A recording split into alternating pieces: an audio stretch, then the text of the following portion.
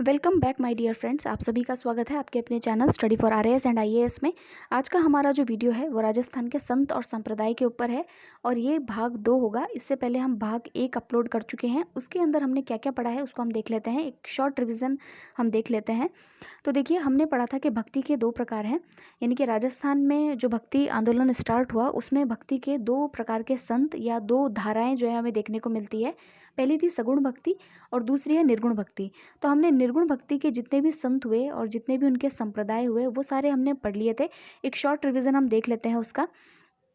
So friends, इसके अंदर हमने पढ़ा था जसनाती संप्रदाय, विष्णुई संप्रदाय, चरणदासी संप्रदाय। देखिए, चरणदासी संप्रदाय जो है वो निर्गुण प्लस सगुण दोनों हैं, इसको आप थोड़ा ध्यान रखना, ये मिश्रित है, ठीक है।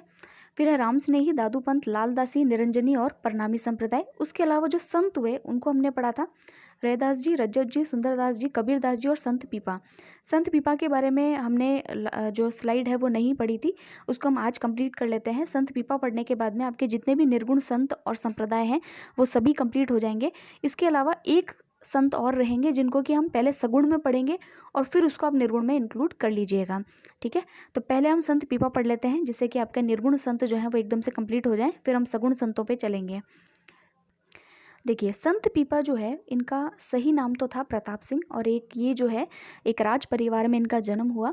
ये खींची राजपूत थे और इनके पिता जो थे वो गागरोन नरेश राव खींची थे और माता का नाम था लक्ष्मीवती। तो गागरोन कहाँ पर है? झालावाड़ में है, ये आप ध्यान रखिएगा। गागरोन का किला है झालावाड़ में, तो यहाँ पर इनका जन्म है। ये रामानंद जी के 12 शिष्यों में से एक शिष्य थे संत पीपा। और इन्होंने जैसे ही दीक्षा ली, दीक्षा लेने के बाद में इन्होंने कर्म को प्रधानता दी, निर्गुण ब्रह्म की उपासना को प्रधानता दी, उसके अलावा कर्म को इन्होंने प्रधानता दी। इसीलिए इन्होंने जो है कपड़े सिल करके अपना जो है जीविका जो है उसको अर्जित किया, यानी कि आपको जो है याचना नहीं करनी है, अपना कर्म करके ही अपनी जो जो भी आपकी ज़रूरतें हैं उसको पूरा करना है। तो जैसे इसीलिए इनको जो है दर्जी समुदाय जो है अपना आराध्य देव मानता है। नेक्स्ट आप देखिए कि इनसे संबंधित 3 ही प्रश्न आते हैं। पहला तो ये कि इनका मंदिर कहाँ पर है, दूसरा इनकी गुफा कहाँ पर है और तीसरी इनकी छतरी कहाँ पर है, ठीक है। तो देखिए, जो इनका जो मंदिर है वो बाड़मेर के समदड़ी गांव में स्थित है, ये आपको ध्यान में रखना है। और इनकी जो गुफा है वो टोडा के अंदर है, टोडा गांव के अंदर है, जो कि टोंक के अंदर है, ठीक है। ये 3 चीज़ें आप पढ़ सकते हैं। और छतरी यानी कि मरने के बाद में जो अवशेष होते हैं उनके ऊपर छतरी बनाई जाती है राजस्थान के अंदर। तो इनकी छतरी जो है वो गागरोन झालावाड़ के अंदर स्थित है। उसके अलावा फ्रेंड्स, इनकी कुछ और मुख्य बातें हैं। मुख्य बात यह है कि राजस्थान में भक्ति आंदोलन की अलख जगाने वाले प्रथम संत जो थे वो आपके संत पीपा जी ही थे। तो इनके बारे में ये भी एक इम्पॉर्टेंट फैक्ट है। उसके अलावा गागरोन और मसूरिया के अंदर जो है इनके मेले भी भरते हैं, तो वो भी आपको ध्यान में रखना है। देखिए, ये एक मंदिर तो है संत पीपा जी का झालावाड़ के अंदर, तो ये इसका पिक्चर देख सकते हैं। और ये सेकंड वाला जो पिक्चर है ये बाड़मेर के अंदर जो इनका मंदिर है समदड़ी गांव में, उसका ये फोटो है, तो इसको आप थोड़ा देख लीजिएगा। सो अब देखिए फ्रेंड्स, भक्ति के जो 2 प्रकार थे उसमें पहला प्रकार था सगुण भक्ति। सगुण भक्ति का मतलब ये है कि जैसे मान लीजिए आपको कोई मूर्ति दिख रही है, जैसे श्री राम की मूर्ति आपके सामने है, तो आपके मन में जो है भक्ति का भाव अपने आप जागृत होता है। निर्गुण का मतलब क्या था कि कोई मूर्ति आपके सामने नहीं है लेकिन फिर भी आपके मन में जो है भक्ति का भाव है, ईश्वर के लिए प्रेम है, यानी कि आपने कोई मूर्त नहीं बना रखी अपने मन में, फिर भी आप पूजा कर रहे हैं, तो उसको निर्गुण भक्ति कहेंगे। लेकिन अगर आपके पास में आकार है, एक निश्चित आकार है, एक निश्चित स्वरूप है आपके मन में किसी ईश्वर की पूजा का, तो उसको आप कहेंगे सगुण भक्ति। इसको प्रेमाश्रय भी कहते हैं, ठीक है। और इसको निर्गुण को कहते हैं ज्ञानाश्रय, ये मैंने आपको पहले भी बताया था। अब निर्गुण भक्ति के अंदर जितने भी संत होंगे और उनके जो जो संप्रदाय होंगे उन सभी को हम मुख्य रूप से जो जो होंगे उनको पढ़ेंगे। तो चलिए आगे बढ़ते हैं। सबसे पहले ये देखिए कि भक्ति आंदोलन की शुरुआत कहाँ से होती है। देखिए, भक्ति आंदोलन जो है वो पूरे भारत में अगर जहाँ से शुरू हुआ, अगर हम बात करें कि कहाँ से शुरू हुआ था, तो ये दक्षिण भारत से शुरू हुआ था। वहाँ पर 2 प्रकार के मुख्य संत थे, एक तो थे नयनार और एक थे अलवार संत। नयनार संत वो थे जो शिव जी की पूजा करते थे, शिव जी को मानते थे, और अलवार संत वो थे जो भगवान विष्णु को मानते थे।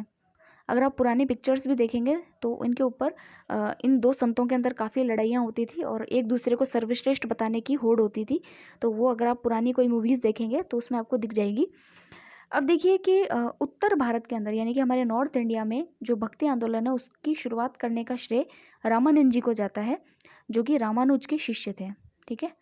इसको हम आगे पढ़ेंगे। अब देखिए सगुण भक्ति के अंदर कितने संप्रदाय मुख्य रूप से हुए। एक तो हुआ शैव संप्रदाय, ये शिव जी को मानते हैं। इसके अंदर भी कई सारे भाग है जो हमको पढ़ने होंगे शैव संप्रदाय में। उसके बाद होता है नाथ संप्रदाय, ये शैव संप्रदाय का ही नवीन रूप माना जाता है, इसको नया रूप माना जाता है। इसमें भी शिव जी की पूजा की जाती है। उसके अलावा है वैष्णव संप्रदाय, इसमें कई सारे संप्रदाय हुए, रामावत, रामानंदी, निम्बार्क, वल्लभ, ब्रह्म या गौड़ीय संप्रदाय। उसके अलावा हुआ शाक्त संप्रदाय। शाक्त संप्रदाय में शक्ति जो होती है यानी कि जो माता होती हैं उनके रूप की पूजा की जाती है। ठीक है, तो चलिए एक एक करके अब हम इनके जो सब क्लासिफिकेशन है उसको देख लेते हैं। सगुण भक्ति में सबसे पहले है शैव संप्रदाय।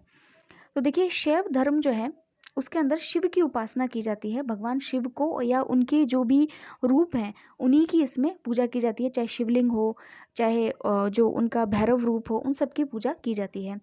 तो शैव धर्म के अंदर शिव की उपासना के अंदर इसमें भी 4 संप्रदाय मुख्य रूप से प्रचलित हुए। 4 संप्रदाय कौन कौन से? पहला देख लीजिए, पहला है कापालिक। कापालिक संप्रदाय के अंदर क्या था?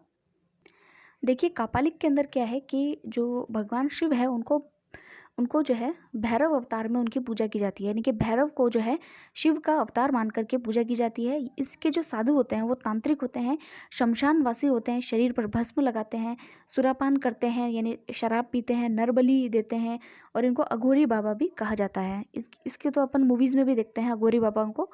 तो ये कापालिक संप्रदाय से संबंधित है, कापालिक शाखा से। सेकंड है आपका पाशुपत संप्रदाय। इसमें देखिए इसके जो प्रवर्तक हुए वो है दंडधारी लकुलिश। ठीक है, और इसके जो संत होते हैं वो कई कई बार दिन में स्नान करते हैं और हाथ में दंड को धारण करते हैं, और दिन में कई बार जो है ये लोग शिव की पूजा करते हैं। अब इसमें जो मुख्य प्रश्न आता है दोस्तों वो ये है कि राजस्थान के अंदर जो कैलाशपुरी है वो इनकी प्रमुख पीठ है, यानी पाशुपत संप्रदाय की प्रधान पीठ है। और यही कैलाशपुरी के अंदर जो मेवाड़ के महाराणा हैं उनके जो आराध्य देव है यानी कि कुल देवता है एकलिंग जी महाराज, उनका मंदिर भी यहीं पर स्थित है। तो आपसे पूछा जा सकता है कि जो मेवाड़ के महाराणा हैं वो किस संप्रदाय से, यानी कि पाशुपत, कापालिक और जो लिंगायत या काश्मीरक, इनमें से किस संप्रदाय से संबंधित हैं? तो आप लिखेंगे इसको पाशुपत संप्रदाय से ये लोग संबंधित रहे हैं। यहाँ पर देखिए शिवरात्रि को मेला पड़ता है। शिवरात्रि कब आती है? फाल्गुन कृष्ण त्रयोदशी को। ठीक है, नेक्स्ट है देखिए फ्रेंड्स, थर्ड नंबर है लिंगायत्स। लिंगायत जो है ये भी शिव की उपासना करते हैं, लेकिन ये शिवलिंग की उपासना नहीं करते हैं। ये जो है जिनको कहते हैं गले में एक शिवलिंग को धारण करते हैं, जैसे हम जिस शिवलिंग की पूजा करते हैं उसकी पूजा ये नहीं करते। ये गले में एक छोटा शिवलिंग धारण करते हैं, उसकी ये पूजा करते हैं। और ये वाला संप्रदाय 12वीं शताब्दी में शुरू हुआ था, गुरु बसवेश्वर या जिनको बसवन्ना भी कहा जाता है। और ये लिंगायत संप्रदाय आपके लिए इसलिए भी महत्वपूर्ण है फ्रेंड्स क्योंकि ये न्यूज़ में रहा है, क्योंकि अभी देखा है कि कर्नाटका के अंदर सबसे ज़्यादा लिंगायत्स की संख्या है, और इनको अभी जो है हिंदू धर्म में शेड्यूल कास्ट के अंदर इनको रखा जाता है, और इन्होंने मांग की है कि हमें हिंदू धर्म से अलग धर्म के रूप में रखा जाए। आप जानते हैं कि हिंदू धर्म से अलग जो भी धर्म है जिनको कि हम अल्पसंख्यक कहते हैं, जैसे कि सिख है, बौद्ध है, जैन है, पारसी है, इनको सबको अल्पसंख्यकों का दर्जा दिया गया है। तो ये भी अल्पसंख्यक का दर्जा जो है लेने की मांग कर रहे हैं, यानी कि इन्होंने जो है हिंदू धर्म से अलग होने के लिए अपने को कहा है। देखिए इसी के अंदर एक संप्रदाय और है जिसको वीर शैव लिंगायत संप्रदाय भी कहते हैं। ये बाद का संप्रदाय है, ऐसे लोग जिन्होंने लिंगायत संप्रदाय को तो माना लेकिन कुछ छोटे मोटे चेंजेस के साथ में जिन्होंने लिंगायत संप्रदाय को माना उनको वीर शैव कहा जाता है। तो अब देखिए वीर शैव और लिंगायत में मेन अंतर क्या है, क्योंकि ये पूछा जा सकता है आपसे कि इन दोनों में मुख्य अंतर क्या है। सबसे पहले तो हम ये देख लेते हैं कि बसवन्ना जो थे यानी कि इनका जो लिंगायत संप्रदाय है उनकी क्या क्या मान्यताएं हैं। देखिए एक तो ये 12वीं सदी के अंदर बसवन्ना जो या फिर बसवेश्वर, इनके द्वारा इसको स्थापित किया गया लिंगायत संप्रदाय को। ये खुद ब्राह्मण थे और इसके फॉलोअर्स भी अधिकतर ब्राह्मण रहे। ये जातिवाद के खिलाफ थे। इन्होंने वेद, शास्त्र, स्मृति और उपनिषद इन सभी को नकारा। इनकी जो कृतियाँ हैं जो भी ये लिखते थे उनको वचन कहा गया है, और इन्होंने महिलाओं को आगे लाने का हमेशा प्रयास किया है। उसके अलावा इन्होंने इष्ट लिंग की पूजा की है जो मैंने आपको अभी बताया। और इनमें जो नए लोग जुड़े थे उनको कहते थे वीर शैव। ये सभी हिंदू लोग थे वीर शैव लोग, लेकिन इन्होंने वीर शैवों के अंदर और लिंगायतों के अंदर मुख्य अंतर यह है कि जो वीर शैव है वो जाति प्रथा को मानते हैं, और जो वेद आदि ग्रंथ हैं उनको भी ये मान्यता प्रदान करते हैं। तो यही इनके बीच में मुख्य अंतर, अगर आपसे कोई पूछ ले वीरशैव और लिंगायतों के मध्य क्या अंतर है तो आप ये बता सकते हैं। दूसरा, आपको पता होना चाहिए इनके गुरु कौन थे, यानी कि बसवेश्वर जी या बसवन्ना जी, उनके बारे में पता होना चाहिए। तीसरी चीज़ ये पता होनी चाहिए कि कहाँ पर ये विवाद चल रहा है जहाँ पर ये अपने आप को हिंदू धर्म से अलग होने की मांग कर रहे हैं। तो ये कर्नाटका के अंदर इनसे इसके ऊपर मांग चली है। ठीक है, ये आप देख सकते हैं फ्रेंड्स, इसको ये जो है गले में धारण करते हैं। ठीक है, तो ये लिंगायतों का है। एक लास्ट इसके अंदर है शैव संप्रदाय में काश्मीरक, उनके बारे में कोई विशेष बात नहीं है तो हम उसको नहीं पढ़ेंगे। नेक्स्ट देखिए नाथ संप्रदाय, ये वेरी वेरी इंपॉर्टेंट संप्रदाय है क्योंकि ये है तो शिव के उपासक, लेकिन इनमें जो मुख्य इनके गुरु है यानी गुरु गोरखनाथ जी, उनको हम निर्गुण संत कह सकते हैं क्योंकि उन्होंने शिव को तो अपना गुरु माना, लेकिन उसके बाद में उन्होंने जो प्रक्रिया अपनाई पूजा करने की, उसको उसको जो है हम उसको कहते हैं हठ योग प्रक्रिया, जिसको हम कुंडली जागरण भी कहते हैं। चलिए उसको हम आगे पढ़ लेते हैं। देखिए उसमें कई सारी जो चीज़ें हैं उसको हम डिटेल में पढ़ लेते हैं। सो दोस्तों, नाथ संप्रदाय जो है इसके अंदर जो शैव मत है आपका, उसी का ये नवीन रूप माना जाता है।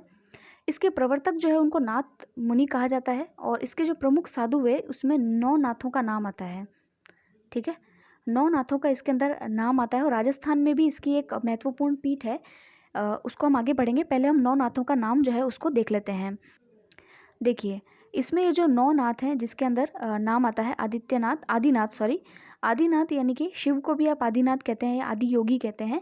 तो माना जाता है कि इस संप्रदाय के जो प्रवर्तक हैं वो शिव जी ही हैं, तो उन्हीं को ही जो है आदिनाथ इसमें कहा गया है। अब देखिए नाथ संतों को योगी भी कहते हैं, जोगी भी कहते हैं और कनफटा भी कहते हैं। कनफटा इसीलिए कहते हैं क्योंकि ये अपने जो कान है उसमें जो है कुंडल को धारण करते हैं, इसीलिए इनको कनफटा कहते हैं। अगर आपको थोड़ा सा रिमाइंड करना हो तो आप यूपी के जो चीफ मिनिस्टर हैं योगी आदित्यनाथ, उनको याद कर सकते हैं, वो भी इसी नाथ संप्रदाय से ही संबंधित हैं। तो देखिए आदिनाथ, फिर है मत्स्येंद्रनाथ, गोरखनाथ, चरपटीनाथ, गहणीनाथ, ज्वलेंद्रनाथ, चौरंगीनाथ, भर्तरीनाथ और गोपीचंद्र नाथ। ये जो टाइपिंग मिस्टेक्स है इसको आप प्लीज़ ध्यान ना दें और जो मैं बता रही हूँ उस हिसाब से इसको पढ़ें। तो ये जो है 9 नाथों के नाम जो हैं आते हैं, कई जगह इनके नाम अलग अलग भी हैं, लेकिन फिलहाल जो ये 9 नाम है इसमें से आपके लिए सबसे इंपॉर्टेंट है एक तो मत्स्येंद्रनाथ, दूसरे हैं गोरखनाथ और तीसरे हैं भर्तरीनाथ। इन्हीं को हम पढ़ेंगे इसमें। अब पहली चीज़ तो ये देखिए दोस्तों कि नाथ संप्रदाय की मुख्य विशेषताएं क्या क्या है। मुख्य विशेषताएं देखिए ये है कि ये नारी की निंदा करते हैं, नारी को जो है ज्ञान मार्ग में या जो भक्ति का इनका जो मार्ग है उसमें सबसे बड़ी बाधा मानते हैं, इसलिए नारी की निंदा करते हैं। गुरु की महिमा पर विशेष इनका बल होता है। इसे जब देखिए नारी की निंदा करते हैं तो गृहस्थ जीवन का भी इन्होंने अनादर किया है। ये कहते हैं कि ब्रह्मचर्य रहकर ही आपको जो है भक्ति करनी चाहिए और वैराग्य को इन्होंने प्राथमिकता जीवन में दी है। उसके अलावा देखिए फ्रेंड्स, ये लोग जो हैं इसके अंदर भी दो धड़े हैं। एक तो है जो गुरु मत्स्येंद्र नाथ को मानता है, उनके शिष्य हैं, उनके चेले हैं, और दूसरे जो है गुरु जालंधर नाथ को जो मानते हैं उनके जो चेले हैं। ठीक है, 2 हैं इसमें। तो जो गुरु मत्स्येंद्र नाथ को मानते हैं उनके जो भी चेले हैं उनको तो कनफटा कहेंगे अपन, यानी कि ये कानों में कुंडल धारण करते हैं, कानों को छिदवाते हैं। लेकिन जो जालंधर नाथ के जो शिष्य हैं उनको हम ओगड़ कहते हैं। ओगड़ यानी कि जो कि कानों को नहीं छिदवाते हैं, कुंडल धारण नहीं करते हैं। उसके अलावा जो नाथ संप्रदाय के जितने भी आपको मुनि दिखेंगे या जितने भी इसके चेले दिखेंगे, जो भी इसको मानने वाले जो हैं, वो भगवा वस्त्र धारण करते हैं। भगवा या जिसको आप गेरुआ वस्त्र कह सकते हैं, उसको ही धारण करते हैं और बिना सिले हुए कपड़े ये लोग पहनते हैं, बिना सिले हुए कपड़े। उसके अलावा काली ऊन का जो जनेऊ है, काली ऊन का जनेऊ जो है उसको ये धारण करते हैं और कानों में ये कुंडल धारण करते हैं, इसलिए इनको कनफटे नाथ भी कहा जाता है। इसलिए देखिए मैंने यहाँ पे लिखा भी है, कानों में जो ये कुंडल धारण करते हैं इसको, इसीलिए इनको जो ये कुंडल है इनका नाम होता है दर्शन कुंडल, और इसीलिए यहाँ के जो ये नाथ जो मुनि होते हैं उनको दर्शनी भी कहा गया है। ठीक है, और या फिर कनफटी नाथ तो मैंने बताया है, इनको ये भी कहा जाता है, और गेरुए रंग के ये कपड़े जो है ये पहनते हैं। अब इनकी पूजा की पद्धति क्या है, देखिए पूजा की करने की जो इनकी पद्धति है वो है हठ योग। हालांकि हठ योग जो है गुरु गोरखनाथ जो है, बाबा गोरखनाथ उसके बाद में शुरू हुआ है, लेकिन ये योग को प्रधानता देते हैं। अब इनके जो सबसे पहले गुरु जिनके बारे में हमें पता है उसके बारे में हम पढ़ लेते हैं, मत्स्येंद्र नाथ जी। मैंने 9 नाथों का नाम बताया था, उसमें जो इम्पोर्टेंट है उनको हमको पढ़ना है। पहले आते हैं मत्स्येंद्र नाथ जी, उनके बारे में हम पढ़ लेते हैं। देखिए, कहा जाता है इसके ऊपर एक मतलब पुरानी कथा है, उसको हम देख लेते हैं कि जो शिव जी हैं वो पार्वती जी को आदि योग का जो दर्शन है वो समझा रहे थे, लेकिन पार्वती जी को नींद आ गई और एक मछली थी, उस मछली ने ये सारी जो आदि योग है उसको सुन लिया। तो वही जो मछली का रूप है यही शिव जी का रूप ही माना जाता है, और उसी को ही उन्हीं को नाम दिया गया मत्स्येंद्रनाथ या फिर मच्छंद्रीनाथ, ये दोनों ही एक ही नाम है। ठीक है, तो यही आगे जाके शिव का रूप मानी जाती हैं, शिव का रूप माना जाता है इन्हें। और ये भी कहा जाता है कहीं कहीं पे कि जो महादेव जी हैं उन्होंने धरती पर बढ़ते हुए पाप को रोकने के लिए 9 नाथों के रूप में अवतार लिया था, और उन्हीं में से एक थे मत्स्येंद्रनाथ। ठीक है, तो ये दोनों ही मत हैं, दोनों आप याद करने के लिए है कि भाई अपने को याद रह जाए मत्स्येंद्रनाथ की क्या कहानी है। उसके अलावा जो इम्पोर्टेंट है वो आपके आते हैं गोरखनाथ जी।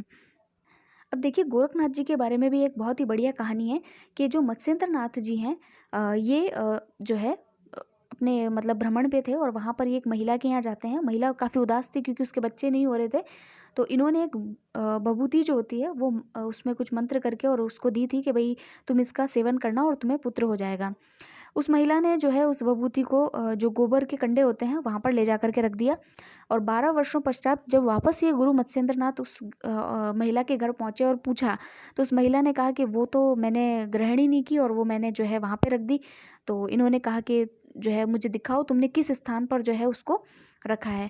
तो वहाँ पर जैसे ही इन्होंने पुकारा तो वहाँ पर एक जो है 12 वर्ष का, क्योंकि ये 12 वर्ष पश्चात आए हैं, और 12 वर्ष का एक अच्छा सुंदर सा बालक जो है वहाँ पर प्रकट हुआ, उस गोबर के कंडों में से निकल करके आया। उसी को जो है फिर इन्होंने अपना शिष्य बना लिया, और इसीलिए उन शिष्य का नाम था गोरखनाथ, या जिनको कहते हैं गोरक्ष, गोरक्ष या बाबा गोरखनाथ।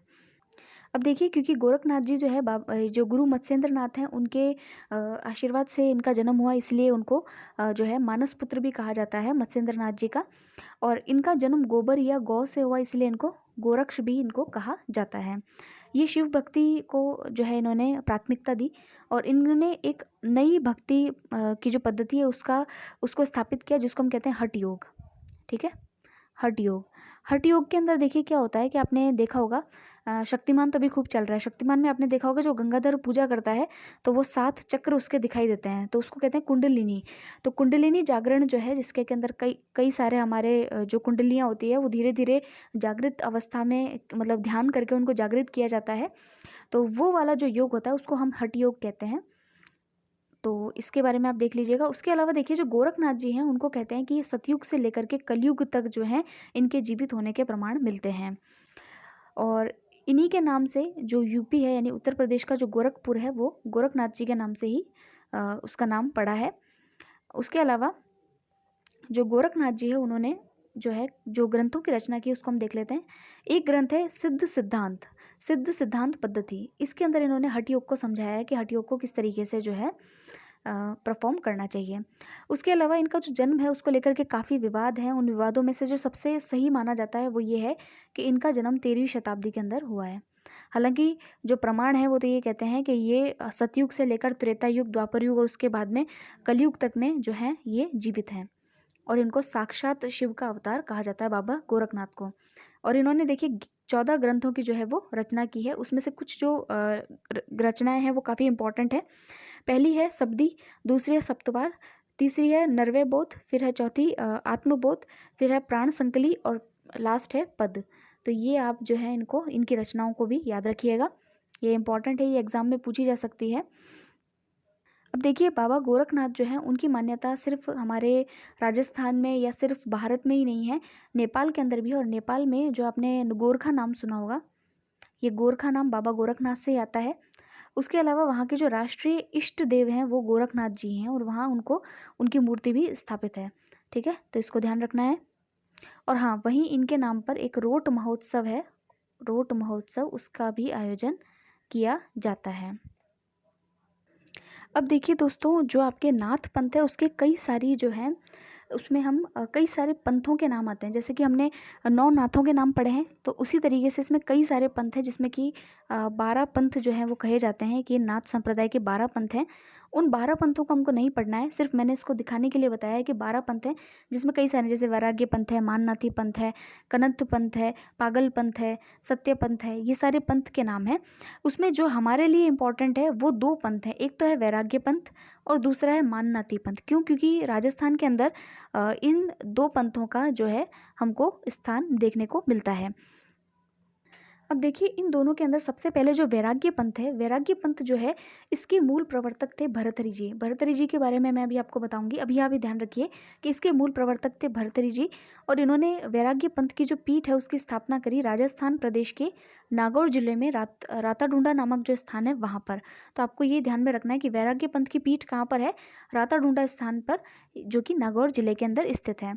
दूसरा हमारा यहाँ पे प्रसिद्ध पंथ है जिसको हम कहते हैं माननाथी पंथ, और माननाथी पंथ के जो प्रवर्तक हैं वो है राजा गोपीचंद जी, और इन्होंने जो है इसकी पीठ की जो स्थापना है वो जोधपुर में जो महामंदिर नामक स्थान है वहाँ पर है, जोधपुर में महामंदिर।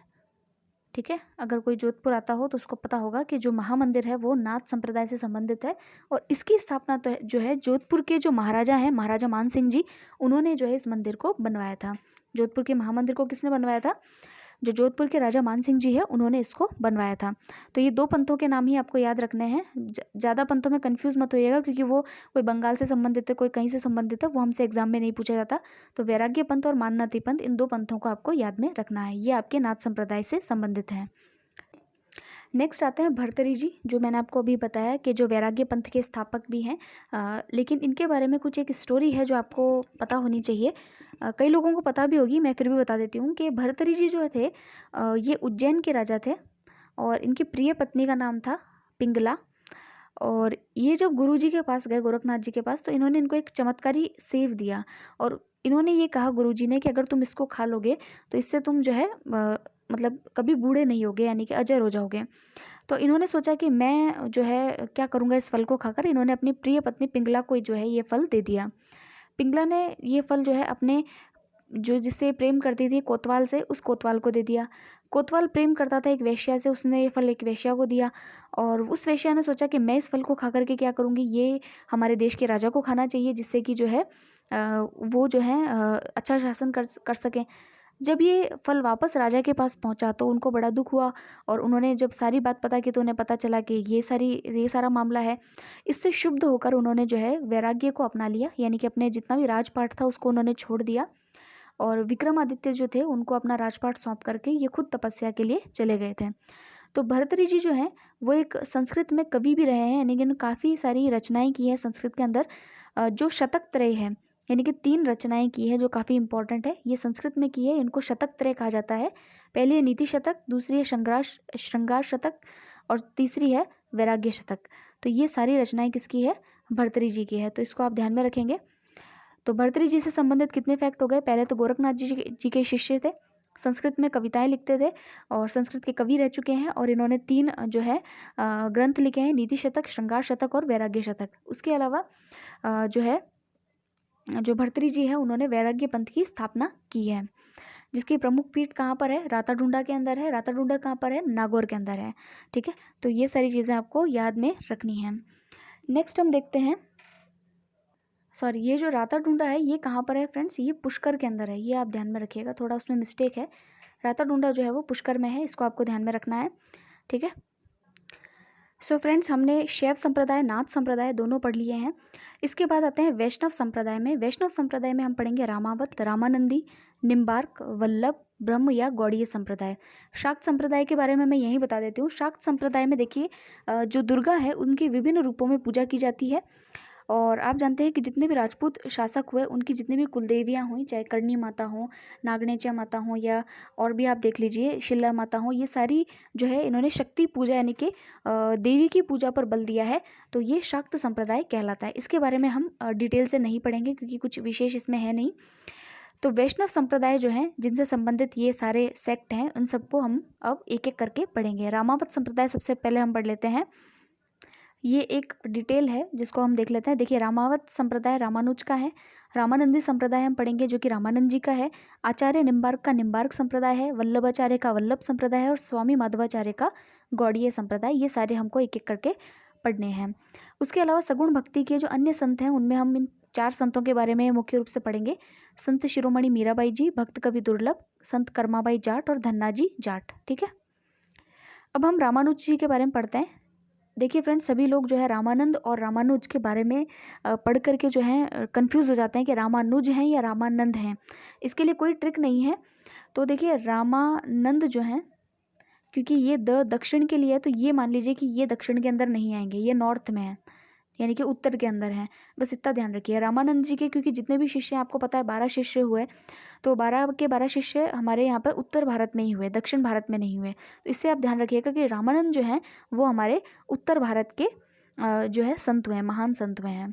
अब हम रामानुज जी के बारे में पढ़ते हैं। रामानुज जी जो है ये दक्षिण भारत के महान संत हुए, और ये इन्होंने जिस संप्रदाय का इन्होंने प्रवर्तन किया उसको हम कहते हैं रामावत संप्रदाय।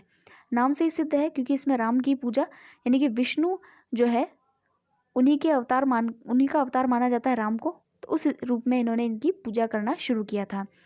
तो देखिए इनके जो गुरु थे उनका नाम था यमुनाचार्य, और इन्होंने सिद्ध करने का प्रयत्न किया कि जो वैष्णव संप्रदाय है वो भी एक वैदिक धारा, यानी कि जो 4 वेद हैं उन्हीं का ही एक भाग है। इनका जन्म तिरुपति जो है आंध्र प्रदेश में जो तिरुपति है वहाँ पर 1017 में हुआ था। इन्होंने जिस दर्शन को दिया उस दर्शन का नाम था विशिष्टाद्वैत। ठीक है, अब सबसे पहले आपको पता होना चाहिए द्वैत क्या होता है, द्वैतवाद, फिर दूसरा होता है अद्वैतवाद, और तीसरा होता है आपका विशिष्टाद्वैतवाद। ठीक है, तीनों अपने आप में अलग अलग हैं। तो देखिए द्वैतवाद का क्या मतलब होता है। द्वैत का मतलब होता है एक, यानी कि जगत और ब्रह्म दोनों क्या हैं, एक ही हैं। ये तो माया है जिसके कारण दोनों अलग अलग प्रतीत होते हैं, तो ये होता है द्वैतवाद। ठीक है, अद्वैतवाद यानी कि जो दो ना हो। ठीक है, जो दो ना हो, यानी कि जो ब्रह्म है और ये ब्रह्म है, प्रकृति है, ये जो है अलग अलग नहीं है। विशिष्ट अद्वैतवाद क्या कहता है कि ये तीनों जो चीज़ें हैं, द्वैतवाद, अद्वैतवाद और विशिष्ट अद्वैतवाद।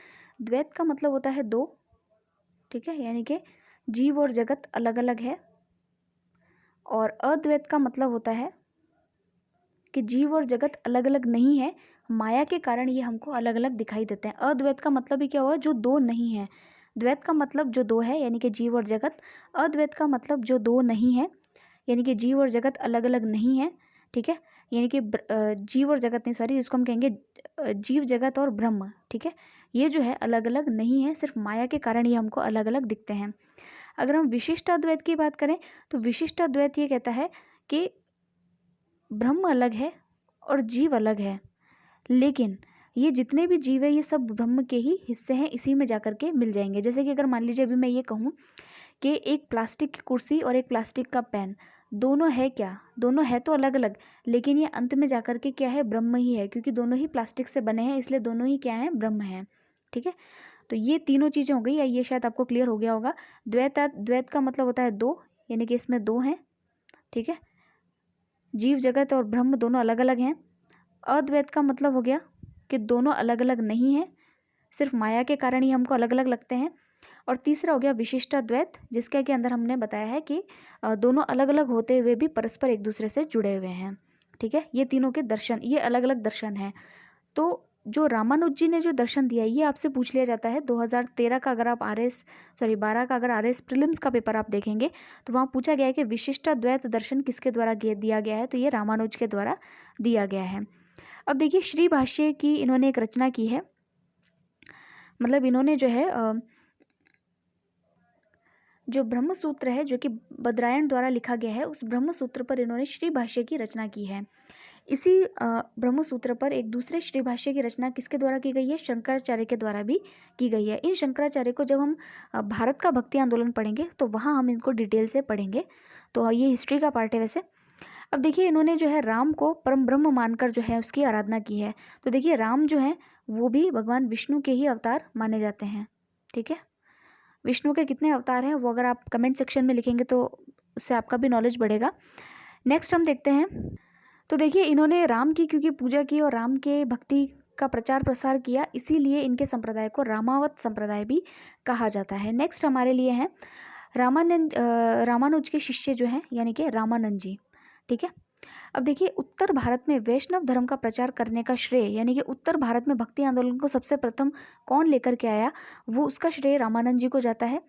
रामानंद जी के 12 शिष्य हुए। 12 शिष्यों के बारे में मैंने आपको पहले ही बताया था। अब देखिए, रामानंद जी खुद तो हैं सगुण भक्ति के, लेकिन इनके जितने भी शिष्य हुए वो निर्गुण भक्ति से संबंधित रहे। जैसे कि जो है कबीर है, धन्ना जी हैं, पीपा जी है, सेनानाई है, रैदास जी हैं, और इनकी 2 महिलाएं भी शिष्याएं रही हैं, जिनका नाम है, पहली तो है पद्मावती और दूसरी का नाम था सुरसुरी। ठीक है। इनके शिष्य जो थे, एक शिष्य थे जिनका नाम था अंतानंद। ठीक है। और इनके शिष्य थे, अंतानंद जी के शिष्य थे कृष्णदास जी पयोहरी। इन कृष्णदास जी पयोहरी ने राजस्थान के अंदर रामानंदी संप्रदाय का प्रचार प्रसार किया और इसके एक पीठ की भी स्थापना की। वो पीठ की स्थापना कहाँ की इन्होंने? जयपुर के गलता जी के अंदर, जिसको आप मंकी वैली भी कहते हैं, क्योंकि वहाँ पे काफ़ी सारे मंकीज आते हैं, इसलिए इसको मंकी वैली भी कहा जाता है। तो राजस्थान का जो गलता जी है, वहाँ पर जो है इन्होंने रामानंदी संप्रदाय की पीठ जो है उसकी स्थापना की। किसने स्थापना की? कृष्णदास जी पयोहरी ने। ये किसके शिष्य थे? अंतानंद जी के शिष्य थे। और अंतानंद जी किसके शिष्य थे? तो वो रामानंद जी के शिष्य थे। ठीक है। और इसमें देखिए कि जो आपके कृष्णदास जी पयोहरी हैं, उनके भी एक शिष्य हुए जिनका नाम था अग्रदास जी। और अग्रदास जी ने भी रामानंदी संप्रदाय की पीठ की स्थापना करी। कहाँ करी? रेवासा में। रेवासा कहाँ पर है? सीकर के अंदर है। ठीक है।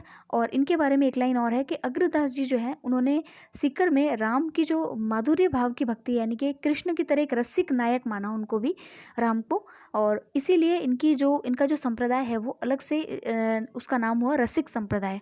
ठीक है। अब आपको एक क्रोनोलॉजी में बता देती हूँ। रामानंद जी जो हैं, उनके शिष्य हुए थे अंतानंद जी। अंतानंद जी के शिष्य थे कृष्णदास पयोहरी, और कृष्णदास जी के शिष्य थे अग्रदास जी। ठीक है। इन अग्रदास जी का जो संप्रदाय था वो कहलाता है रसिक संप्रदाय, और इन्होंने पीठ की स्थापना करी रेवासा ग्राम सीकर में। कृष्णदास जी का जो संप्रदाय है, उन्होंने रामानंदी संप्रदाय की स्थापना कहाँ पे करी? गलता जी के अंदर। और अंतानंद जी के बारे में कुछ इसमें विशेष है नहीं। नेक्स्ट जो शिष्य हैं उनको देखते हैं। नेक्स्ट देखिए कि जयपुर के जो नरेश हैं सवाई जयसिंह जी, उन्होंने भी जो है रामानंदी संप्रदाय को प्रक्षय दिया था, अपने यहाँ पर आश्रय दिया था। और इन्होंने एक जो ग्रंथ है उसकी रचना भी करवाई, जिसका नाम है राम रासा, यानी कि राम की लीला ग्रंथ। ठीक है। उसको इन्होंने ही प्रक्षय देकर के रचना करवाई थी। नेक्स्ट देखिए निम्बार्क संप्रदाय, जो कि संत निम्बार्क के द्वारा जिसकी स्थापना की गई, इसको हंस संप्रदाय भी कहा जाता है। इसके आचार्य जो हैं वो निम्बार्क हुए, जिनका जन्म 12वीं सदी के अंदर हुआ, और इनके दर्शन का नाम था द्वैताद्वैत या भेदाभेद दर्शन। इन्होंने जो भगवान कृष्ण है उनको परम ब्रह्म माना और राधा को उनकी शक्ति माना। और इनकी जो पूजा है, यानी कि आपको पता है कि कृष्ण और राधा की कभी विवाह नहीं हुआ था, लेकिन इन्होंने जो है उनको परिणीता, यानी कि कृष्ण की पत्नी मान करके जो है उसकी पूजा करना शुरू किया। अब देखिए, निम्बार्क संप्रदाय की जो पीठ है, ये 2013 के अंदर प्रश्न पूछा गया था कि इसकी पीठ कहाँ पर है, तो सलेमाबाद किशनगढ़ के अंदर जो है इसकी पीठ स्थापित है। उसके अलावा इन्होंने एक ग्रंथ लिखा जिसका नाम था वेदांत पारिजात भाष्य। ठीक है। तो अगर आपसे कोई पूछे तो ये किसके द्वारा लिखा गया ग्रंथ है? वेदांत पारिजात भाष्य। तो ये जो है संत निम्बार्क के द्वारा लिखा गया ग्रंथ है।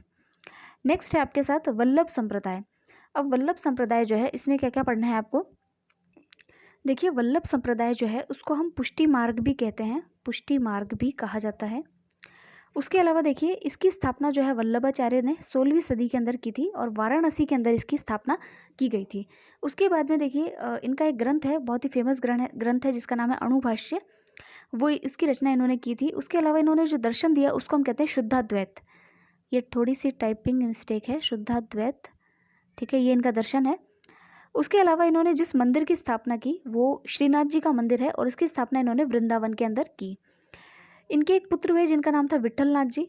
उन्होंने अष्टछाप कवि मंडल जो है इसकी स्थापना की थी, तो इसको भी आप थोड़ा ध्यान में रखेंगे। और इस जो छाप कवि मंडली है इसका इन्होंने संगठन किया, और जो राधा कृष्ण है और उसकी भक्ति को जो है इन्होंने प्राथमिकता दी, राधा और कृष्ण की भक्ति को इन्होंने प्राथमिकता दी। अब देखिए 1699 में, अब राजस्थान में इसका आगमन कैसे होता है? देखिए 1699 में औरंगजेब ने आदेश दिया था कि हिंदू मंदिरों को तोड़ा जाए। तब इनके वंशज थे, विट्ठलनाथ जी के वंशज थे गोस्वामी दामोदर जी और गोविंद जी। इन्होंने जो है 1672 के अंदर मेवाड़ महाराणा राज सिंह के यहाँ पर, यानी कि आपके राज संबंध में जो है गोविंद देव जी की जो मूर्ति है उसकी स्थापना जो है यहाँ नाथद्वारा के अंदर की थी। नाथद्वारा उस समय सिहाड़ गांव जो है वो कहलाता था। अब उसका नाम नाथद्वारा हो चुका है। तो वहाँ पर जो है श्रीनाथ जी की जो मूर्ति है उसकी स्थापना की थी। तो इसीलिए ये संप्रदाय जो है महत्वपूर्ण है। तो अगर आपसे कोई पूछे कि श्रीनाथ जी की जो प्रमुख पीठ है वो कहाँ पर है, तो वो वर्तमान में नाथद्वारा के अंदर है। आपको पता है श्रीनाथ जी वहाँ के बहुत फेमस भी हैं। श्रीनाथ जी का मंदिर वहाँ का बहुत फेमस है। और उसके अलावा देखिए कि अगर आपसे पूछे कि वल्लभ संप्रदाय की जो राजस्थान में जो पीठ है वो कहाँ पर है, तो आप बता सकते हैं कि नाथद्वारा के अंदर वो पीठ है। उसके अलावा देखिए कि इसी पीठ से संबंधित यानी कि वल्लभ संप्रदाय से संबंधित एक और मंदिर है जो कि काफ़ी इंपॉर्टेंट है, जिसका नाम है द्वारकाधीश मंदिर। द्वारकाधीश मंदिर, ये द्वारकाधीश का जो मंदिर है ये आपका कांकरोली के अंदर है। कांकरोली कहाँ है? राजसमंद के अंदर। ठीक है, तो ये भी आप ध्यान में रखिएगा। और एक मथुरेश टेम्पल भी है, यानी कि इन्हीं भगवान कृष्ण का मंदिर है मथुरेश मंदिर। ये आपके कोटा के अंदर है, ये भी इसी पीठ से संबंधित है। पुष्टि मार्गी कह लीजिए या फिर वल्लभ संप्रदाय कह लीजिए, दोनों एक ही बात है। तो ये आपको ध्यान में रखना है। नेक्स्ट और लास्ट संप्रदाय इसका है वो है ब्रह्म या गौड़ीय संप्रदाय। अच्छा, एक चीज़ और कि वल्लभ संप्रदाय से संबंधित एक महत्वपूर्ण बात है जो इसमें लिखना रह गया है। इससे संबंधित एक बहुत ही फेमस शासक हुए जिनका, जो कि किशनगढ़ के थे। किशनगढ़ के फेमस शासक थे जिनका नाम था सावंत सिंह। सावंत सिंह। तो सावंत सिंह जी जो थे वो इस संप्रदाय के इतने भक्त हो गए कि उन्होंने राजपाट ही त्याग दिया और वृंदावन चले गए और कृष्ण भक्ति में लीन हो गए। और इन्होंने अपना नाम जो है क्या रख लिया, भक्त नागरीदास। ठीक है, तो ये भी इंपॉर्टेंट फैक्ट है, इसको आप याद रखिएगा। आपसे पूछा जा सकता है कि सावंत सिंह जी जो हैं वो किस संप्रदाय से संबंधित है, तो वल्लभ संप्रदाय से वो संबंधित थे, यह आप ध्यान में रखेंगे। नेक्स्ट है आपका ब्रह्म या गौड़ीय संप्रदाय। अब देखिए, ये जो ब्रह्म या गौड़ीय संप्रदाय है इसकी स्थापना जो है स्वामी माधवाचार्य द्वारा 12वीं सदी के अंदर की गई। इन्होंने एक भाष्य लिखा जिसका नाम था पूर्ण प्रज्ञ भाष्य, और इसमें इन्होंने द्वैतवाद नामक दर्शन की जो है वो व्याख्या की थी। ये सगुणवादी जो है विचारक हैं, संत हैं, और इन्होंने भगवान विष्णु को जो है सगुण मान करके इनकी पूजा की। इन्होंने कहा भगवान जो है वो सत्य चित आनंद 3 स्वरूपों में है, जिसको कहा इन्होंने सच्चिदानंद। और इसका आगे जो सच्चिदानंद स्वरूप है या भगवान विष्णु का जो सगुण रूप है इस ब्रह्म या गौड़ीय संप्रदाय का, उसको आगे जाकर के गौरांग महाप्रभु, जिनको आप चैतन्य भी कहते हैं, उन्होंने बहुत प्रचार प्रसार किया अपने संकीर्तनों के द्वारा। तो ये इंपॉर्टेंट है। अगर आप देखेंगे कि जयपुर में जो गोविंद देव जी का मंदिर है जो कि राजा मानसिंह प्रथम के द्वारा बनाया गया है, तो वो इसी संप्रदाय से संबंधित है, ब्रह्म या जिसको आप गौड़ीय संप्रदाय कहते हैं। तो ये आपके लिए इंपॉर्टेंट फैक्ट यहाँ पे हो जाता है। तो ये संप्रदाय भी आपके लिए इंपॉर्टेंट हो जाता है, इसका ध्यान रखिएगा कि इसकी स्थापना स्वामी माधवाचार्य द्वारा की गई, जिन्होंने पूर्ण प्रज्ञ भाष्य भी लिखा है जिसमें उन्होंने द्वैतवाद दर्शन का नाम लिखा है। द्वैतवाद दर्शन किसके द्वारा दिया गया? स्वामी माधवाचार्य के द्वारा दिया गया। इन्होंने सगुण विष्णु की पूजा की है और विष्णु को सच्चिदानंद स्वरूप में इन्होंने पूजा है। और इस संप्रदाय को आगे प्रचार प्रसार करने का कार्य बंगाल के एक संत थे जिनका नाम था गौरांग महाप्रभु, जिनको चैतन्य भी कहा जाता है, उन्होंने इसको आगे प्रसारित किया है। और आमेर के जो राजा मानसिंह प्रथम है, उन्होंने गोविंद देव जी का मंदिर जो है वो इसी संप्रदाय से संबंधित है। तो ये इसके हो गए मुख्य फैक्ट्स। सो दोस्तों, हमने यहाँ पर सगुण भक्ति के जितने भी संप्रदाय हुए हैं वो सारे हमने पढ़ लिए हैं। अब हम सगुण भक्ति के जो संत हैं जैसे कि मीराबाई जी है, भक्त कवि दुर्लभ है, इन सभी के बारे में पढ़ेंगे जो कि आपके लिए इंपॉर्टेंट है। उनके बारे में डायरेक्ट क्वेश्चन आते हैं, तो चलिए शुरू करते हैं। सबसे पहले है मीराबाई, जिनको हम संत शिरोमणि मीरा भी कहते हैं। इनके जो गुरु थे वो गुरु रैदास जी थे, जो कि काशी से इनके पास में आए थे।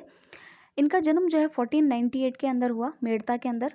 और जो इनका बचपन का नाम था वो था पेमल। और मेड़ता के पास जो कुड़की ग्राम है वहाँ पर इनका जन्म हुआ। इनके पिताजी का नाम था रतन सिंह, और इनकी शादी हुई मेवाड़ के जो महाराणा थे भोजराज जी, मेवाड़ के महाराणा थे संग्राम सिंह जी, उनके पुत्र थे भोजराज जी, उनके साथ में इनकी जो है विवाह हुआ था। और विवाह के 7 वर्ष पश्चात ही जो है ये जो है इनका देहांत हो गया था भोजराज जी का। सगुण भक्ति जो है मीरा जी ने की थी। वो उन्होंने कई पदावलियों की रचना की जिसमें वो कहती हैं कि जो भगवान कृष्ण है उनको अपना पति मान करके जो है ये पूजा करती हैं। उसमें कहती भी है ना, मेरे तो गिरधर गोपाल दूसरो न कोय, जाके सिर मोर मुकुट मेरो पति सोए। तो ये उनकी पदावलियाँ हैं, वो काफ़ी प्रसिद्ध हैं।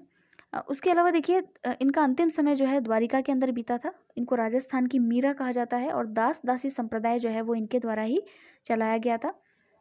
और नरसिंहजीरी हुंडी, मीरा पदावली और मीरा गीतावली, ये इनकी रचनाएं हैं जो कि देखने में मिलती है। और नरसी जीरो मायरो जो है रत्ना खाती द्वारा जो है लिखी गई है, ये सब ऐसा उसमें बताया गया है। अब देखिए इसमें एक चीज़ और है कि हमारे राजस्थान की मीरा किसको कहा जाता है, यानी कि वागड़ की मीरा किसको कहा जाता है। राजस्थान की मीरा तो कहते हैं मीराबाई को, लेकिन जो वागड़ की मीरा जो है, यानी कि वागड़ यानी कि डूंगरपुर को, डूंगरपुर बांसवाड़ा के क्षेत्र को वागड़ क्षेत्र कहा जाता है, वहाँ की मीरा कहा जाता है गौरीबाई को। तो ये आप फैक्ट याद रखिएगा। नेक्स्ट है हमारे पास भक्त कवि दुर्लभ जी। देखिए ये जो है इन्होंने कृष्ण लीलाओं का जो है प्रचार प्रसार किया था और बांसवाड़ा डूंगरपुर इनका कार्य क्षेत्र रहा है। इनको राजस्थान का नरसिंह भी कहा जाता है। तो इनके बारे में इतना ही फैक्ट है, ये आपको याद रखना है। फिर है कर्माबाई जाट। ये जो है इन्होंने भगवान जगन्नाथ को जो है हठ पूर्वक भोजन करवाया था, इसलिए काफ़ी प्रसिद्ध है, इनके भजन भी गाए जाते हैं। और जगन्नाथ प्रशस्ति किसके द्वारा लिखी गई है, ये ध्यान रखिएगा, कृष्ण भट्ट के द्वारा जो है इसको लिखा गया है। नेक्स्ट आते हैं संत धन्ना जी। देखिए संत धन्ना जी जो हैं इनका ये रामानंद के शिष्य थे, हमने पढ़ा था पहले। और 1472 में जाट परिवार में इनका जन्म हुआ। कहाँ पर जन्म हुआ, धुवन ग्राम टोंक के अंदर। ये इंपॉर्टेंट है, ये पूछा जा सकता है। इन्होंने भगवत भक्ति का प्रचार किया। इनकी स्मृति में जो टोंक है वहाँ पर मोती सागर बांध भी बना हुआ है। और इनकी सर्वाधिक प्रसिद्धि जो है वो पंजाब राज्य के अंदर है, ठीक है। और इन्होंने भी हट से जो है भगवान की मूर्ति को जो है भोजन करवाया था, इसलिए ये इम्पॉर्टेंट हो जाते हैं। नेक्स्ट, अब फ्रेंड्स एक चीज़ आप ध्यान रखिएगा कि मैंने आपको सगुण और निर्गुण दोनों पढ़ा दिए हैं। जब हमने निर्गुण पढ़े थे तो उसमें एक मैंने चरणदासी संप्रदाय आपको पढ़ाया था, और मैंने आपको ये भी बताया कि चरणदासी संप्रदाय अपने आप में एक मिश्रित संप्रदाय है, यानी कि निर्गुण की भी पूजा करते हैं, सगुण भी रूप में भी पूजा करते हैं। ऐसे सिर्फ दो ही लोग हैं जो कि सगुण और निर्गुण दोनों रूपों में पूजा करते हैं। तो आप चाहे तो उसको अलग से लिख सकते हैं, चाहे तो आप उसको निर्गुण में ही ऐड कर सकते हैं। एक दूसरे जो है चरणदासी संप्रदाय के अलावा एक संत मावजी हुए हैं, जो कि वागड़ यानी कि डूंगरपुर के हुए हैं। सबला ग्राम में इनका जन्म हुआ था। इनकी जो भक्ति है वो भी सगुण और निर्गुण दोनों में ही आती है, यानी कि दोनों मिश्रित भक्ति जो है इन्होंने की है। अब देखिए ये खुद एक ब्राह्मण थे, और बेणेश्वर धाम जो आप जानते हैं आदिवासियों का, जिसको महाकुंभ कहा जाता है, तो उसकी स्थापना इन्होंने की थी। और वागड़ में कृष्ण भक्ति के उपदेश इन्होंने दिए थे। इन्होंने एक ग्रंथ लिखा जिसका नाम था चोपड़ा, और ये जो है इन्होंने त्रिवेणी संगम पर लिखा। कौन सा त्रिवेणी संगम, जो कि 3 नदियों पर है, माही, सोम और जाखम नदियों पर, यानी बेणेश्वर में जो त्रिवेणी संगम है वहाँ पर इन्होंने अपना चोपड़ा नामक ग्रंथ जो है उसको लिखा था।